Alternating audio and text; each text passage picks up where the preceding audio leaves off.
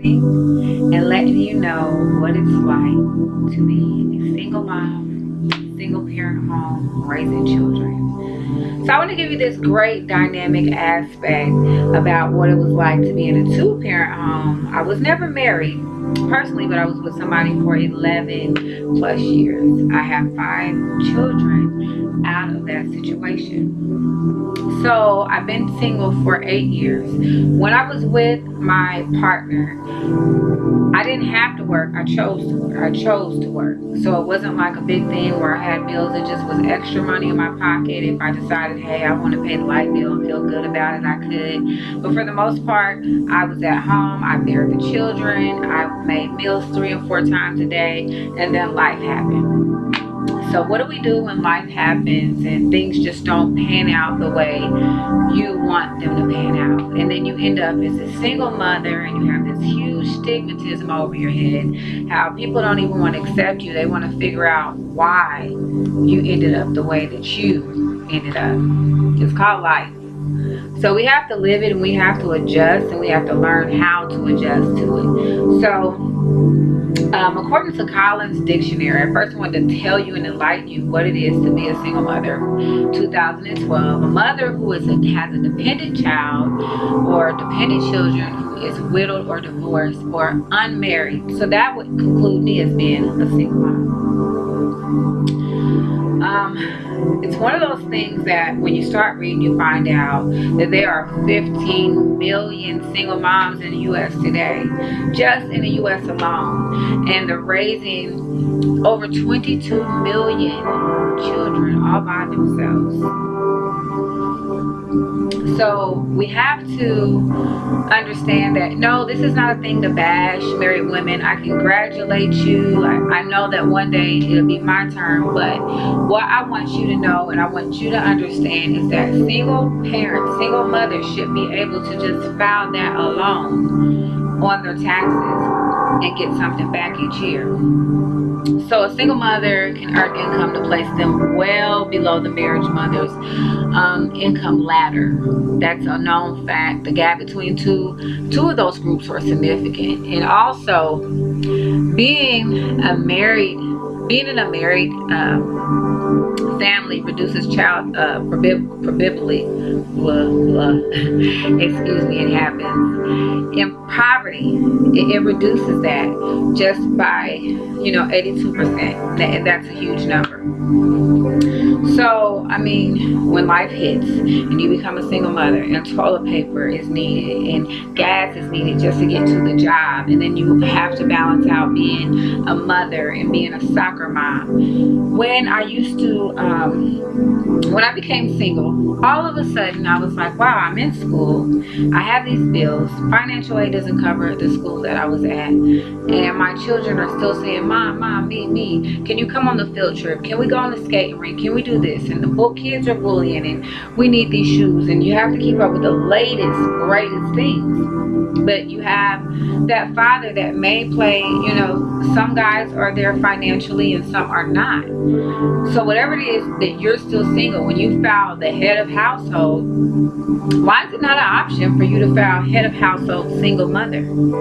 Because of all the expenses that it takes, and there's many expenses that have to be considered when being a single parent. And sadly enough, sometimes they're overlooked, like the mandatory jobs and the countless amount of monies that we have to spend just for living's sake. Not to mention food, the groceries and the clothes on your back. And of course, there are things that are in place like food stamps and WIC, but they want you to make and be in like such a stricken poverty level that you don't really have anything for yourself to survive, and all the fun is out the door. And just imagine when I did that and I signed up for stamps and WIC and all of that, then I had to go to appointments and it felt like I was losing myself, and I had to explain all of these things of while I'm here, why I'm there, what I made, what I paid, and all I got was a little bit of amount for this much of my information, and it still wasn't enough.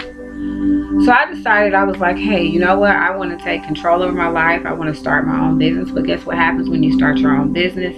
Then they think that you're making it. And it's a lot of struggling businesses out here that you have to get not only the supplies for your house, but then you have to get the supplies for your business, and you have to make sure your credit is right. So you have to start with paying things off of your credit, and that start over thing, oh my God, coming out of a relationship is overwhelming to mothers.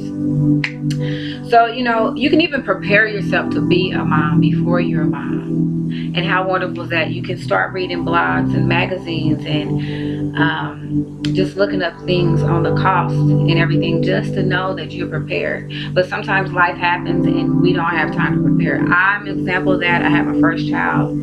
I was 17 years of age. I was in a sophomore in high school. I dropped out. I didn't make it. So not only that, through my relationship, I had to go back and get a high school diploma. It was not accredited. And then I had to pay and go again. And then I got through school. But by the time I got to my first degree in college, I was single. That single thing, not having that support, that emotional support, that financial support, that word support. When you say two heads are greater and better than one, OMG, that's serious.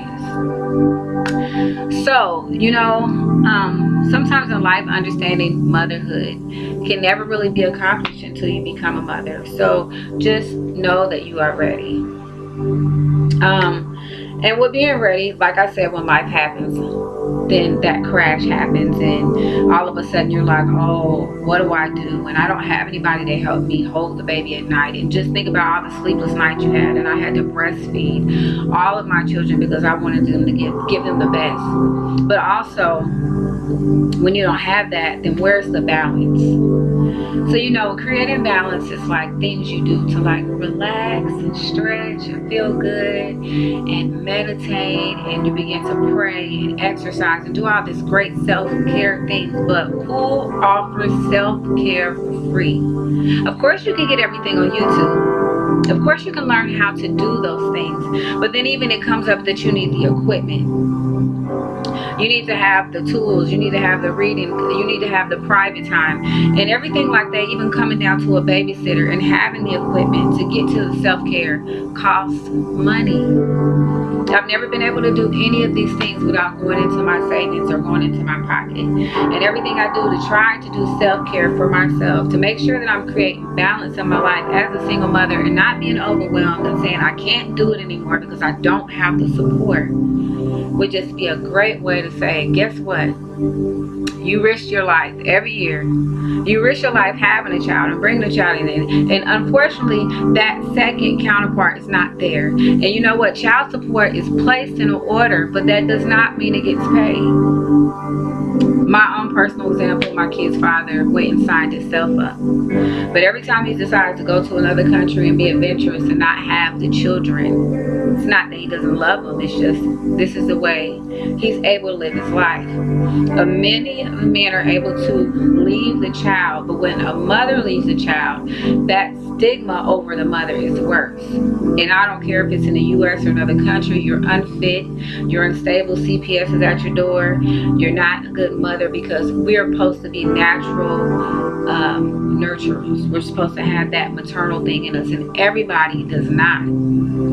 So you need help, you need support. I think the greatest way, every year when you go to work and you worked hard and you go file your taxes and everybody's waiting on their money and they're getting new whips and TVs and stuff like that, what if it's a mom that said, I want to dedicate my whole life to my children. I don't want to go to work.